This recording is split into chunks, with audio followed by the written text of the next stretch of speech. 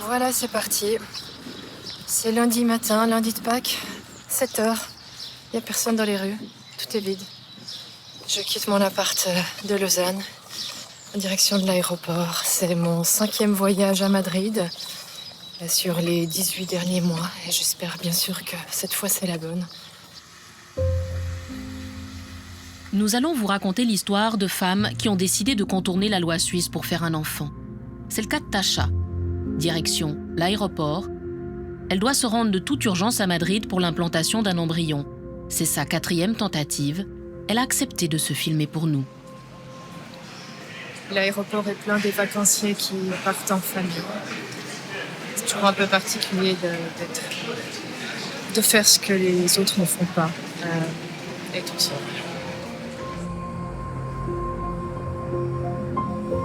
Si Tasha doit monter dans cet avion pour faire un bébé, c'est parce qu'elle n'est pas mariée et qu'il n'y a pas de papa.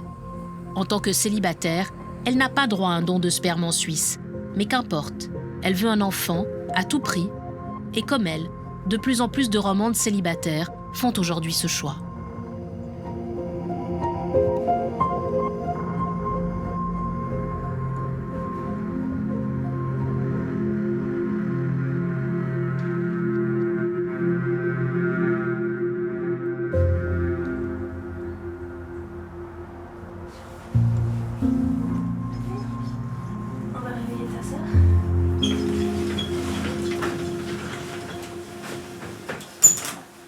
Après une nuit difficile, la journée commence pour Claire, qui élève seule à Genève ses jumelles de 18 mois, Ayla et Ellie.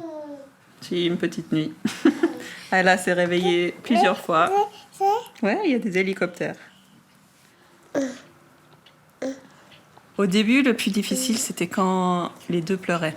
Et j'étais seule les nuits à gérer les deux, presque choisir qui tenir.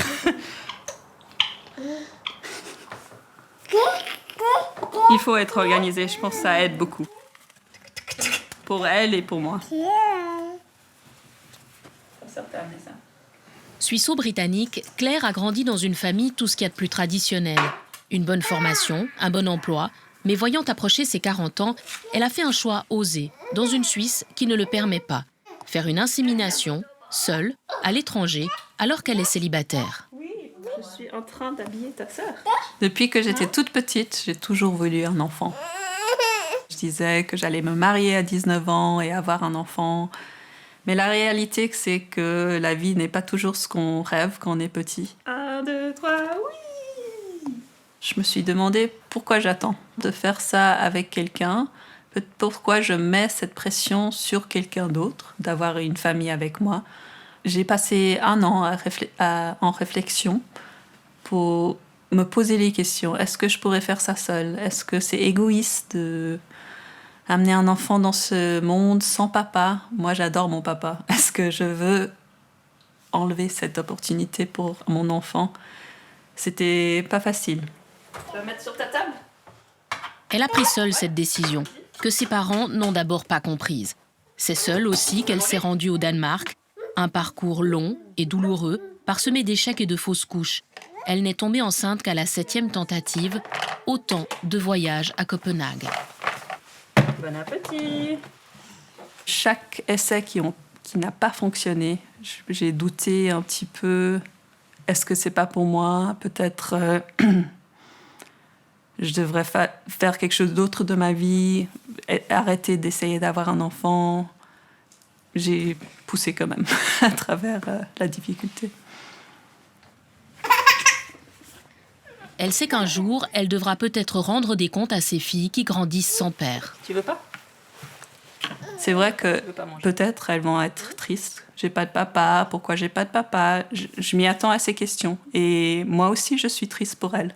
Parce que j'aimerais bien qu'elles aient un papa, mais ma vie n'a pas pu, pour l'instant, m'offrir cette option. Et on ne sait jamais. Peut-être plus tard, il y aura quelqu'un. Mais pour l'instant, c'est leur réalité et c'est ce qu'elles connaissent. Et j'espère qu'elles seront contentes. Pour vous, une vie sans enfant, c'était pas imaginable? Je pense que une vie sans enfant, ça aurait été triste pour moi. Un rêve réalisé pour Claire, pour d'autres, le parcours continue. Voilà Madrid. Le pire, c'est qu'il fait même pas beau, il fait froid. C'est le jour J. Difficile à dire comment je me sens. Parce que c'est la 4e. Ce qui signifie que 3 fois, ça a déjà échoué. Et puis, c'est tellement dur. Alors, j'y suis. La clinique est derrière moi. Avec ces belles images de bébés. Attendez, je vais vous montrer. Toute la pub de clinique, c'est toujours quelque chose. C'est fait. Je viens de sortir de la salle d'op. C'est fait. C'est tellement rapide. Mon Dieu, mais si je faisais ça en Suisse, dans une clinique à Lausanne, j'en aurais pour 1 heure.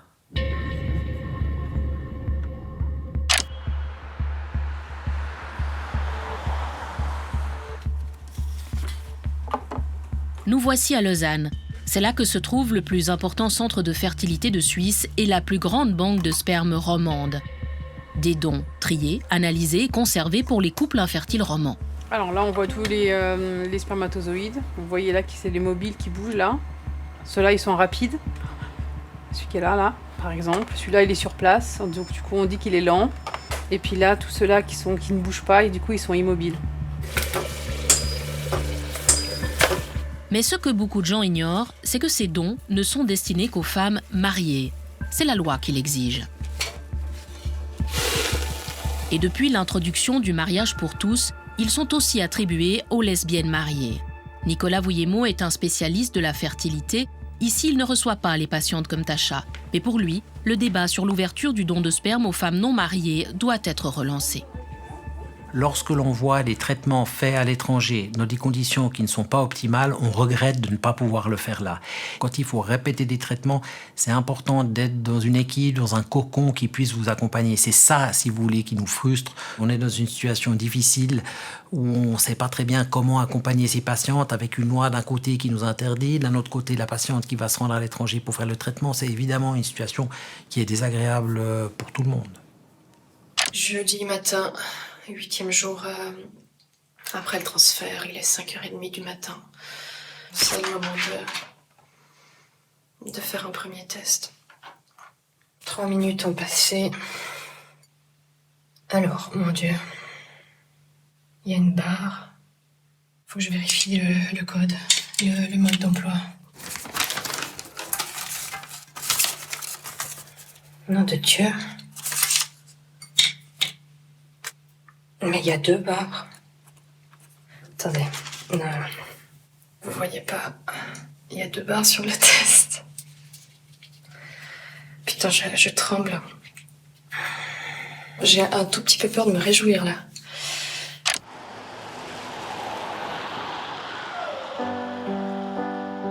Maybe I didn't treat you quite as good as I should have.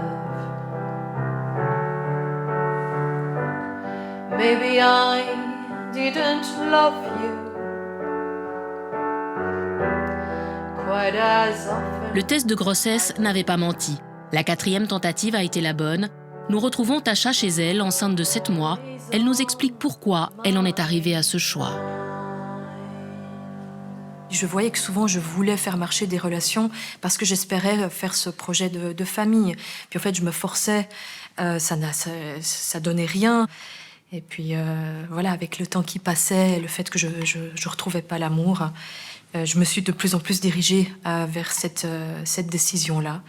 Et puis je me suis dit, je préfère surmonter toutes ces épreuves. Je sais que ça va être difficile, ça va être épuisant, etc. Mais je préfère m'aventurer là-dedans que rester avec ce regret. Je me suis dit que j'allais le regretter toute ma vie. Après une riche carrière entre journalisme, écriture et humanitaire, Tasha a donc décidé de se lancer seule dans le processus. Qu'est-ce que vous répondez aux gens qui disent « mais c'est terriblement égoïste » ? En fait, je comprends pas qu'est-ce qui est égoïste là-dedans. Je pense qu'on a toujours un peu des motifs égoïstes quand on fait un enfant. Enfin voilà, ce serait égoïste parce que l'enfant n'aura pas de père, mais Bon, combien d'enfants ont des pères qui s'en occupent pas? Pour un enfant, naître dans une famille où il y a 2 parents, c'est pas du tout la garantie d'avoir une enfance heureuse et épanouie. Quelque part, je trouve qu'il faudrait aussi que la société reconnaisse que, en fait, quand on fait une PMA comme célibataire, on fait un choix éthique. Parce qu'il y a des autres options, hein, et des autres options qui sont bien moins chères et beaucoup plus faciles, qui sont d'avoir des relations sexuelles non protégées avec n'importe qui, faire un enfant dans le dos, peut-être même qu'après on peut demander une pension alimentaire, etc. Et la plupart des femmes, on ne veut pas faire ça.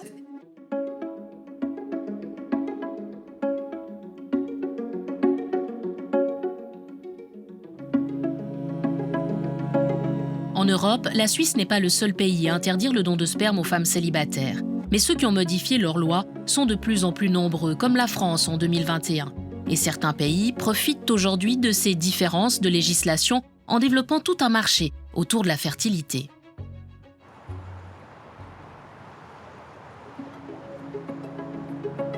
Bienvenue au Danemark, qui a l'une des législations les plus libérales au monde. Dans ce petit pays de 6 millions d'habitants, la fertilité est devenue un tourisme très lucratif. Ce ne sont pas moins d'une trentaine de cliniques qui ont essaimé sur son territoire. Les femmes qui contournent les lois de leur pays sont accueillies à bras ouverts, mais en toute discrétion. Dans cet immeuble, tout ce qu'il y a de plus banal, c'est le projet d'une vie qui se concrétise pour beaucoup de femmes. C'est la clinique Vitanova, dans un appartement très sobre.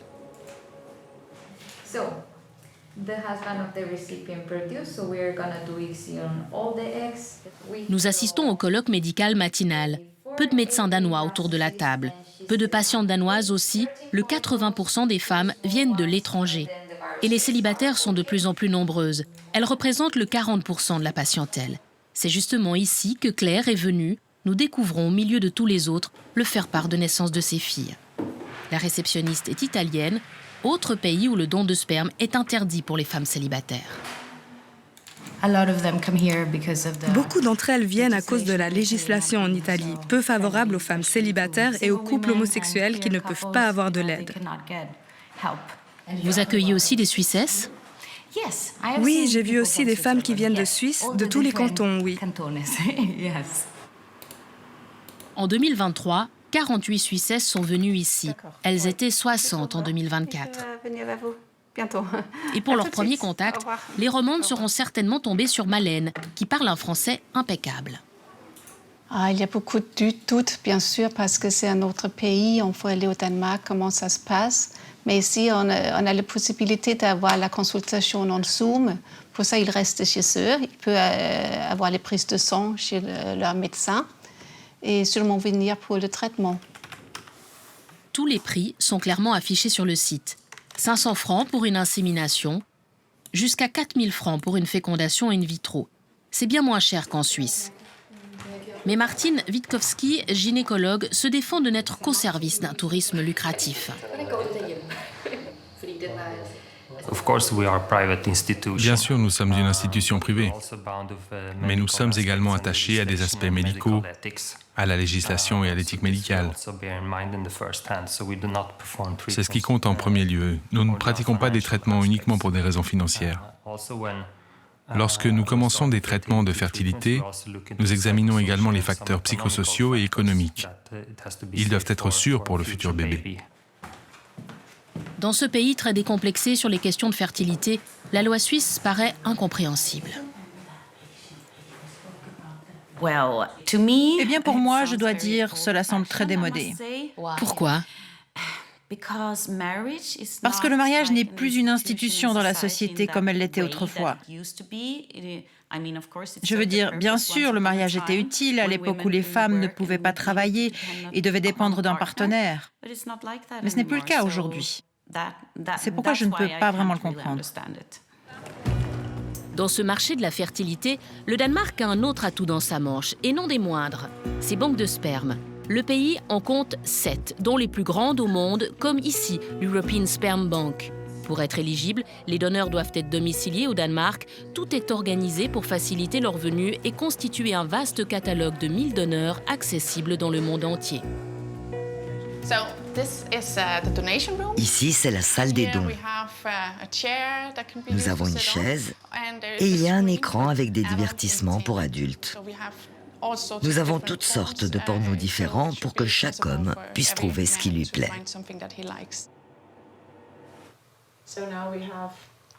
Avant le voyage, les femmes peuvent choisir le donneur à la maison. Photos, extraits de voix, lettres manuscrites, tout est accessible sur Internet, avec fiches détaillées et historique médical de la famille. La femme a l'embarras du choix.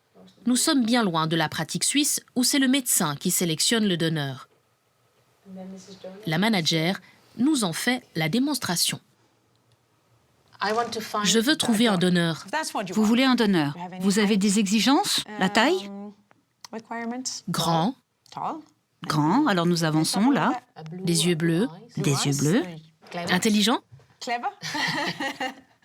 On n'a pas ce critère, mais on a la personnalité et le niveau d'éducation. C'est comme un magasin.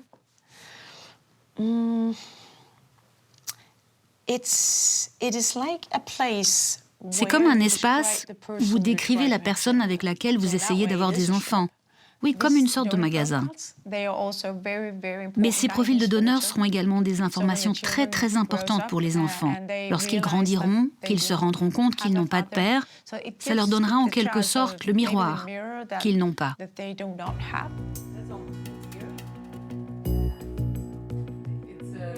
Ce Danois fait partie des donneurs du catalogue. Comme tous les autres, il a été défrayé, mais impossible de savoir combien il a reçu en tout. Le secret est bien gardé. Il a choisi d'être un donneur ouvert, mais il aurait pu choisir l'anonymat. Le Danemark permet les deux.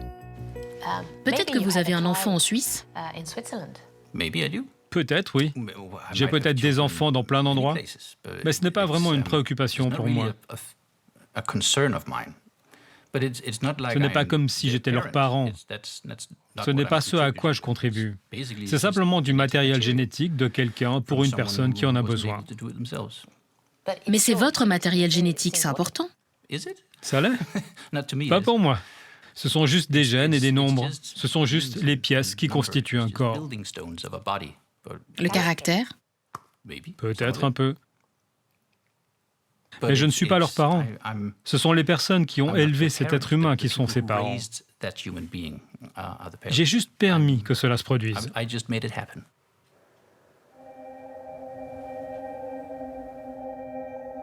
Trouver un donneur, c'est bien tout l'enjeu pour ces femmes en mal d'enfants qui n'ont pas droit aux banques de sperme suisses. Certaines font un choix plus simple, sans voyage, sans billet d'avion à payer, sans traitements médicaux. Il suffit d'aller sur Internet pour contacter en un clic des donneurs de sperme. Des dizaines de groupes Facebook s'offrent à nous. Des sites Internet aussi, comme celui-ci, très connu. Nous tombons sur des dizaines d'annonces de donneurs de sperme, tout ce qu'il y a de plus suisse et de tous les cantons romans.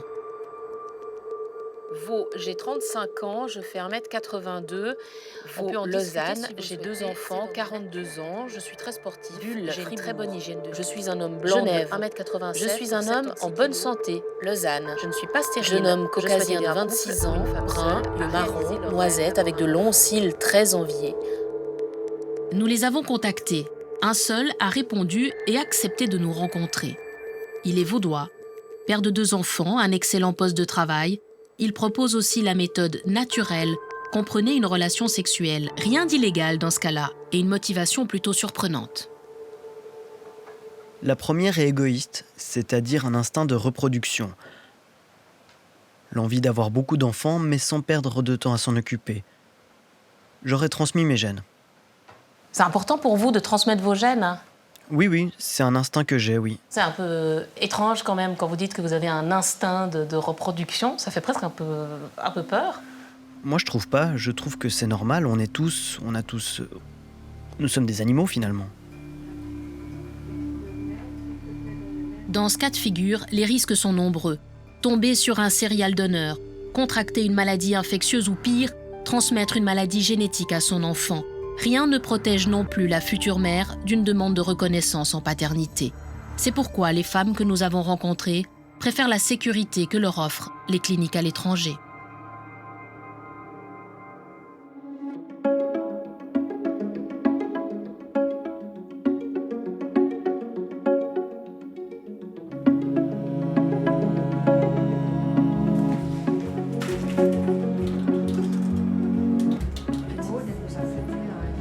fois enceintes, ces femmes deviennent des patientes presque comme les autres. Tasha se rend avec sa mère chez sa gynécologue qui l'a suivie tout au long de son parcours. Bonjour madame. Car c'est bien l'insémination sur sol suisse qui est interdite. Ensuite, libres sont les médecins de suivre ou non ces futures mamans. Vous pouvez vous installer volontiers, parfait. Alors, nous voilà à 33 semaines, excellent. Comment ça se passe? Ça va, mais la fatigue, quoi. Oui, alors c'est... Je pense, effectivement, ouais. Vous vous sentez pas hors la loi, vous, dans votre pratique, là? Absolument pas. Absolument pas, je devrais. Sinon, votre bébé, vous le sentez bien bouger toujours? Oui, il bouge beaucoup. Ok, ça c'est top, c'est parfait. Super. C'est pas à moi de juger si oui ou non elle a le droit. Alors voilà, bien sûr, il y a la loi, donc moi je me conforme à ce que j'ai le droit de faire et ce que j'ai pas le droit de faire, ça c'est bien clair. Est-ce que ça vous arrive d'avoir des forts maux de tête? Non, ça c'est bon. Excellent, mais c'est super. Ouais, ça se passe bien, je pense. Non, ça c'est bien. Voilà, parfait, vous pouvez vous installer. Voilà, ouais. Voilà. On a bien la tête en bas, ça semble acquis.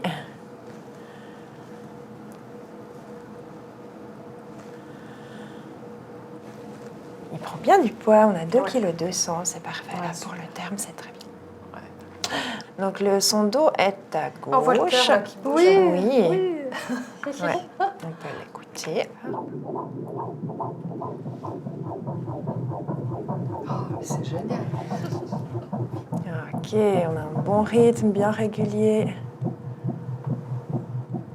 Quand j'entends les battements du cœur, voilà, ça me noue. Ah, c'est magnifique. Quand la première fois, elle m'a dit, si tu veux, tu peux venir avec moi. Boum, j'étais très très contente. D'être là avec ma mère, enfin, c'est... Ouais, je me sens quand même faire partie d'une chaîne. Et puis c'est la famille, en fait. Hein, c'est quand même le nouveau bébé, pas juste pour moi, mais pour toute ma famille. Donc, Ah ouais. Petit bébé pour Noël. Parfait. Bravo.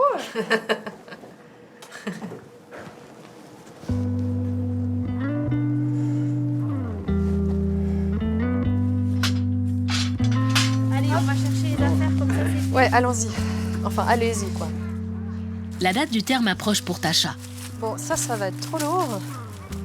Ce jour-là, elle a fait appel à ses proches, son père, ses amis, pour l'aider à préparer la chambre du bébé dans son chalet. Des proches qui la soutiennent dans son projet. Ah. Ouais, mais fais pas trop d'efforts, toi. Ouais. En fait, ouais, j'imaginais mettre le là. Tasha, elle a décidé d'avoir un enfant. On sait que c'est quelqu'un qu'une fois qu'elle décide quelque chose, elle va jusqu'au bout des choses. Moi, je suis convaincu qu'elle a raison, que si c'est son envie, il fallait qu'elle le fasse. Donc, je suis assez fier pour elle. Je trouve qu'elle a du courage.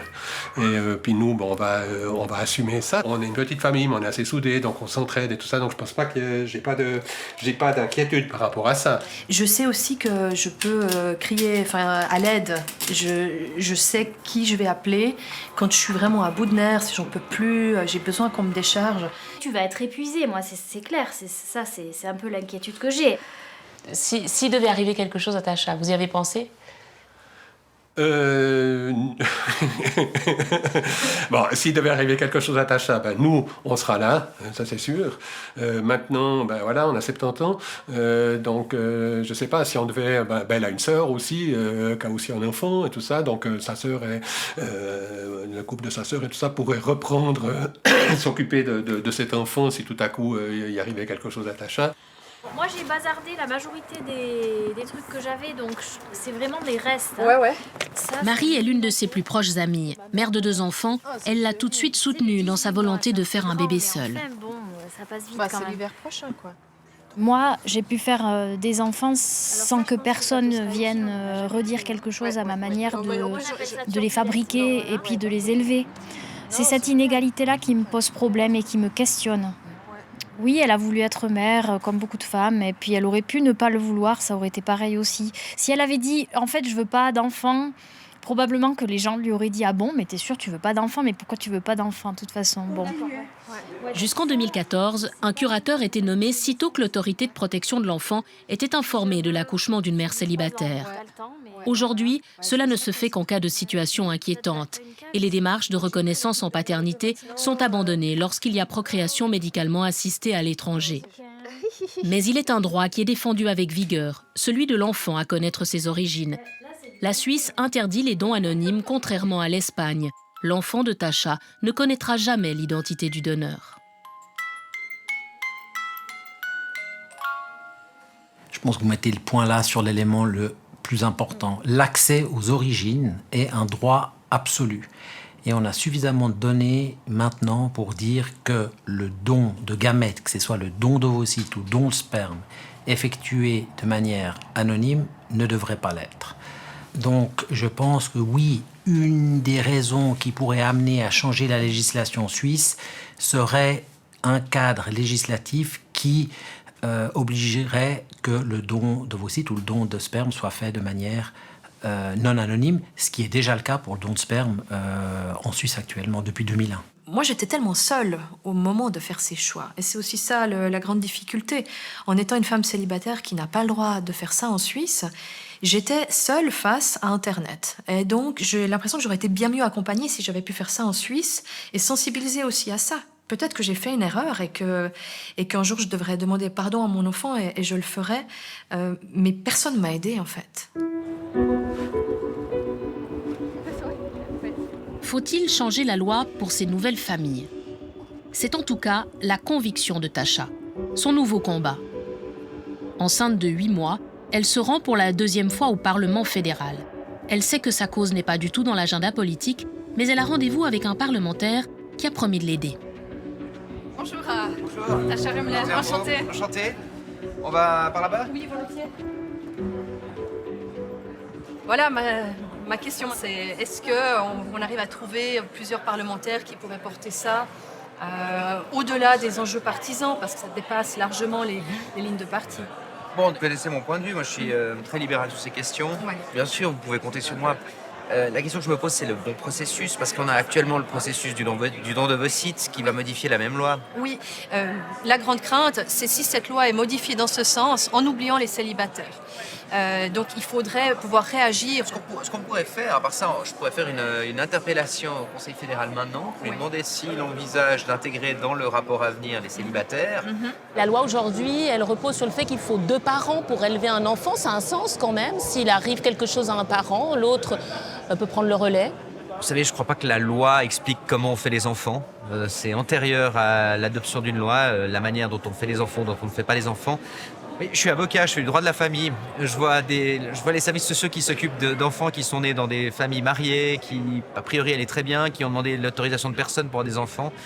Je ne pense pas que c'est la composition de la famille qui fait que les enfants finissent ou non aux services sociaux. C'est plutôt la manière qu'ont les parents de les élever. Bonjour. Peu habituée au processus parlementaire, Tasha multiplie les contacts avec des élus qui pourraient défendre sa cause.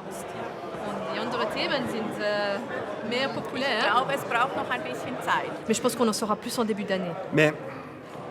Elle profite aussi de ses contacts personnels, comme Yvan Pahu, originaire comme elle de Sainte-Croix. Parce que tu te dis, j'ai un parlementaire par ça, j'ai un parlementaire par là, mais à la fin, ça suffit.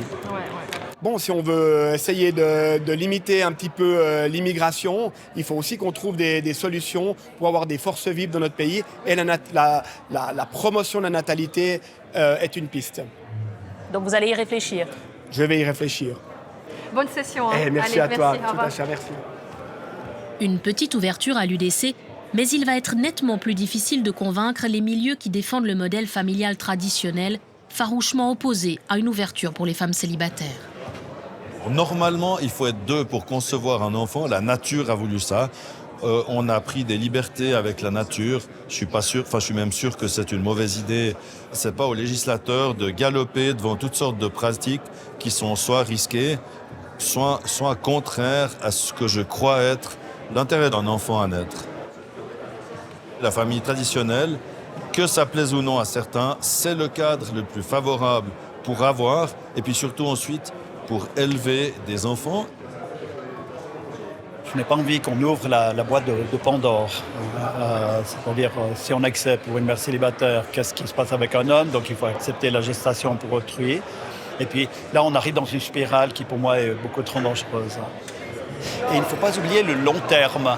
On n'a aucun recul actuellement sur les premiers enfants qui sont nés de la PMA. Et quand je dis aucun recul, ce n'est pas dans 5 ans, dans 10 ans, c'est dans 40 ans. Chaque être humain, vous et moi, on a besoin de savoir d'où l'on vient. Parce que je vais vous montrer une carte, c'est tous les pays qui l'autorisent aujourd'hui en Europe. Ça commence à faire un sacré nombre de pays où les femmes peuvent aller aujourd'hui se faire inséminer, faire un enfant. Je m'aperçois que l'Europe méridionale et de l'Est est absolument opposée. Alors qu'est-ce que ça veut dire? Ça veut dire que nos amis d'Europe centrale ou de l'Est sont des arriérés et puis que le savoir vient de l'Europe occidentale. Je pense qu'actuellement, il y a certains revirements, vous le voyez très bien au niveau politique, à travers les résultats des élections dans l'ensemble des pays, qui démontrent bien qu'il faudrait peut-être replacer le curseur au centre.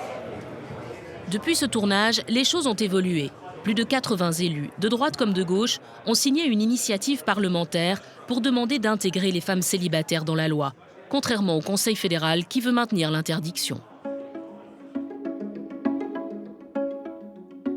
Les modèles familiaux ont bien évolué en Suisse depuis les années 70. La famille traditionnelle perd du terrain, alors que les mères seules sont, elles, en nette augmentation. Elles représentent aujourd'hui près de 14% des ménages avec enfants. Mais combien sont-elles à l'avoir choisi et planifié? Il n'existe aucune statistique fiable en Suisse, contrairement au Royaume-Uni qui a vu tripler le nombre de mères célibataires par choix en 10 ans seulement.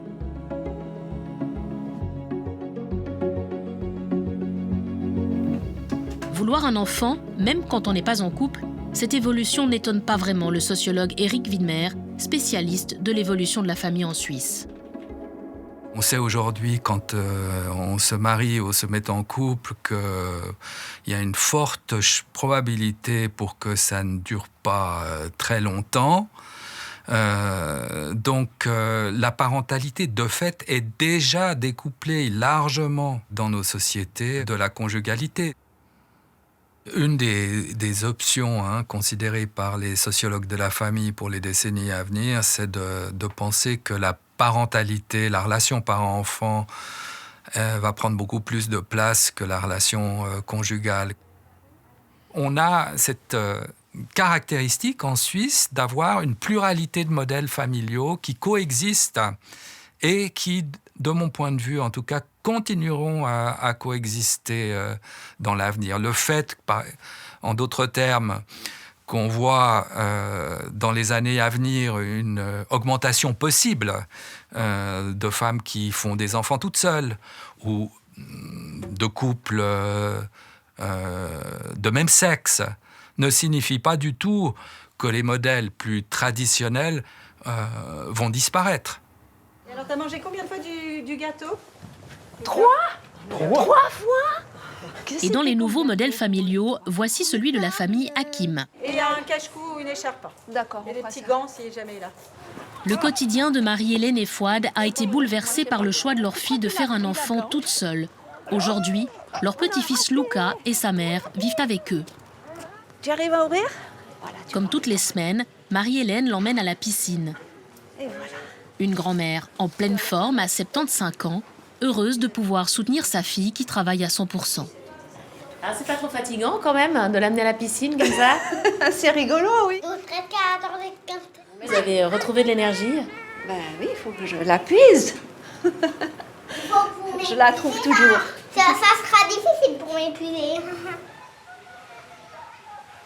Lucas, il avait vraiment de la peine à mettre la tête. Regarde, il passe chaque fois sous l'eau maintenant.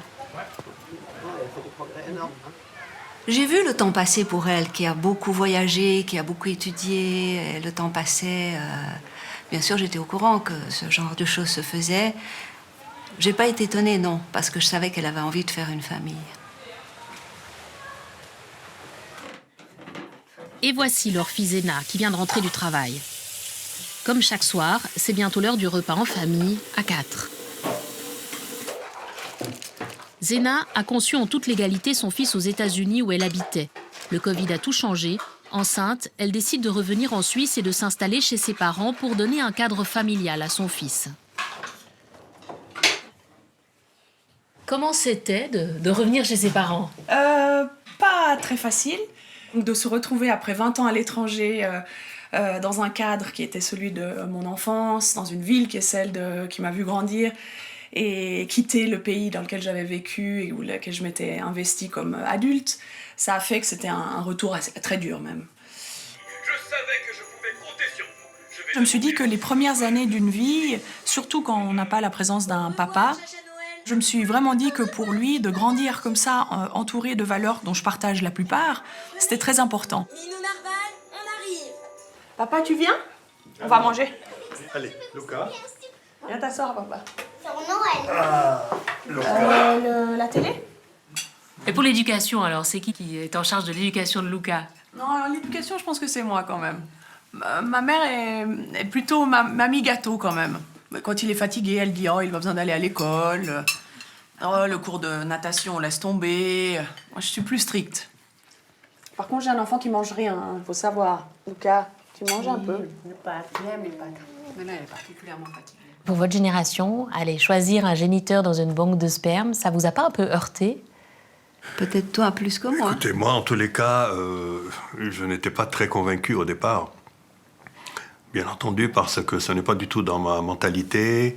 Je viens d'un pays méditerranéen où... Le Liban. Le Liban, exactement, où nous n'avons pas été confrontés à ce genre de situation. Je pensais toujours à l'avenir pour Zena, comment elle va gérer cette vie avec un enfant qui est quand même une grande responsabilité. Mon état d'esprit a totalement changé. En tout cas, je l'admire, je ne le lui dis pas souvent, mais franchement, je l'admire, sans parler de ce petit bout d'affaire qui, en tout cas, qui a changé ma vie personnellement. Qui a transformé toute ma vie. En tous les cas, personnellement, ça m'a changé la vie. Et rien que d'entendre son cri le matin quand il se réveille, ça me met en bonne humeur et je vois la vie différemment. Vraiment bien. Il y a sans doute beaucoup de gens qui vont regarder ce reportage en se disant « Mais les pauvres, ils peuvent pas profiter de leur retraite. » Profiter de la retraite, c'est quoi? C'est les voyages. Personnellement, les voyages ne m'intéressent pas. J'ai voyagé toute ma vie dans mon métier, mais je suis très content dans ma vie de retraité où je veux être tranquille. Je n'ai pas besoin de plus. Nous, on est revenus comme les anciens. On est des anciens. Si on peut aider nos enfants... Moi, je viens d'une grande famille valaisanne, unie, et on a toujours senti qu'on s'entraidait entre les plus anciens et les plus jeunes. Tu veux le rajouter là? La venue de Luca et sa conception particulière n'ont jamais posé problème dans leur entourage. La gentillesse des gens et l'ouverture des personnes âgées. L'ouverture d'esprit de ces personnes âgées, mais qui ont ouvert les bras, accepté, qui sont aussi venus porter des cadeaux et qui, encore maintenant... Et même le curé, oui, le curé qui a été adorable. Comment il faut faire pour avoir un enfant? Il faut qu'il y ait un monsieur et une dame. Et moi, j'avais pas trouvé l'amoureux pour avoir une famille. Comment expliquer à un enfant qu'il a été conçu avec l'aide d'un donneur qui ne sera jamais un père? C'est toute la difficulté dans la démarche. Depuis sa naissance, Zena raconte très franchement à Luca l'histoire de sa conception. Oui, j'étais contente, j'avais une bonne vie. Je me suis beaucoup entraînée depuis tout petit, c'est-à-dire que plus on attend, je pense, plus ça devient quelque chose d'énorme, où l'enfant à 5 ans peut demander dans un supermarché « Comment ça se fait que j'ai pas de papa ?» Et je la répète, des fois je rajoute un détail. Ah, toi, tu sais que t'as un donneur. T'aimerais le rencontrer une fois? En tout cas, si tu veux, je t'aiderai. Cette parenthèse à 4 va bientôt s'achever. Zena vient de trouver un appartement. Et tout comme Tasha, elle a décidé de s'engager. Avec une amie, elle a fondé l'association romande Maman Solo, qui organise des rencontres, comme cette fête de Noël. En moins de 2 ans, 180 femmes y ont déjà adhéré. Un succès immédiat. On est quand même assez surprise parce que le nombre de membres augmente vite depuis qu'on a construit l'association, depuis qu'on l'a fondée. On a presque une nouvelle membre tous les 10 jours, 2 semaines. Donc, on sent que ça répond vraiment à un besoin qu'il y a en Suisse et qui était relativement caché, j'ai l'impression. C'est souvent des femmes assez accomplies qui ont la fin trentaine, début quarantaine, mais Émilie vous dira qu'on a aussi un nouveau type de public plus jeune qui commence à se penser à ces questionnements de maternité en solo, peut-être lié au fait que quelque chose change dans la société et que c'est plus seulement vu comme un pis-aller, mais comme une solution en soi. Mais je dirais que le type, c'est vraiment une femme relativement accomplie professionnellement, souvent assez entourées, mais pas toutes. Hein. Pas toutes. Mais plutôt assez sûres d'elles et qui ont quand même un parcours derrière elles. Beaucoup de femmes encore en réflexion n'ont pas souhaité être filmées. Leur entourage n'est pas toujours au courant et elles craignent les critiques. Pour celles qui sont déjà mamans, c'est plus facile. Nous y retrouvons Claire avec ses jumelles, Tasha aussi, qui a découvert il y a peu l'existence de l'association. C'est quand même un regret pour moi d'avoir traversé ce parcours seul. Je me dis, si j'avais su qu'il y avait toutes ces femmes qui étaient là et qui étaient déjà en contact les unes avec les autres, ça m'aurait tellement aidée. C'est aussi l'occasion pour ces enfants qui partagent la même histoire de se rencontrer. Ils sont encore jeunes, trop jeunes pour témoigner. Leur bien-être sera sans nul doute au centre des futures discussions, tout comme le cadre dans lequel ils vont grandir et qui doit être suffisamment stable.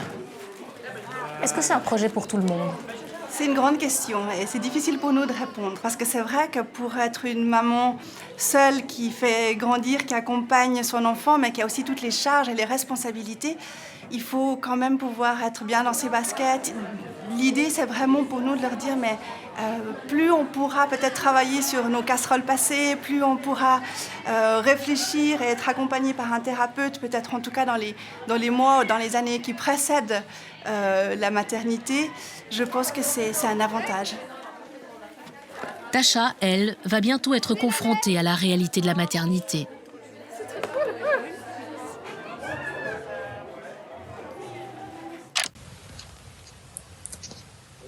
Je vous présente ma fille. Elle est née hier, le 19 décembre. Et elle s'appelle Joy. Comme une ode à la joie. La joie qui est pour moi le moteur, l'énergie vitale.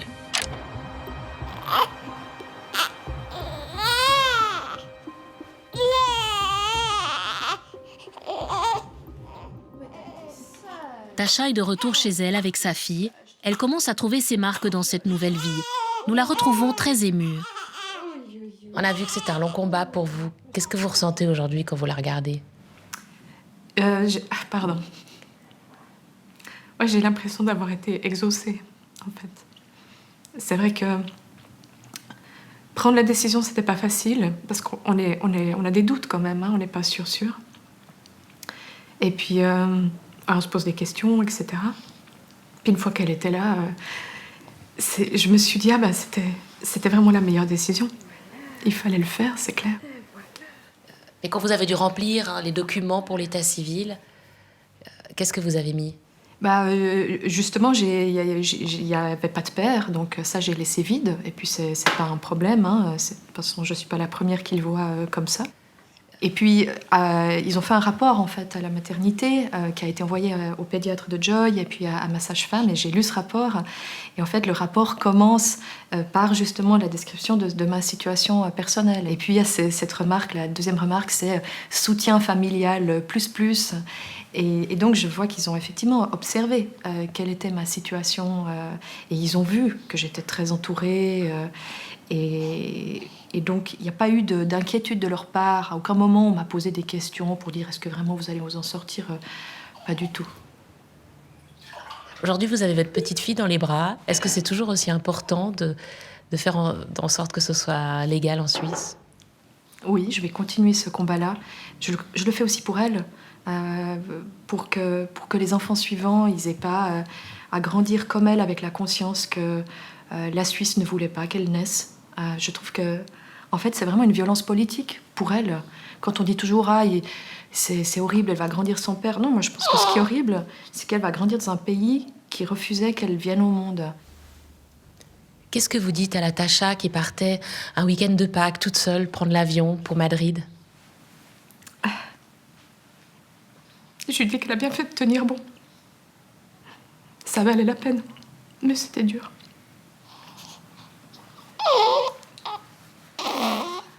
Voilà combien de jours, voilà combien de nuits, voilà combien de temps que tu es reparti. Quelle réponse la Suisse va-t-elle donner à ces femmes déterminées à contourner la loi ?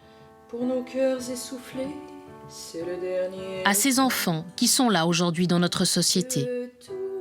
Un jour peut-être, C'est le peuple qui devra décider. Que tout le temps perdu, c'était du temps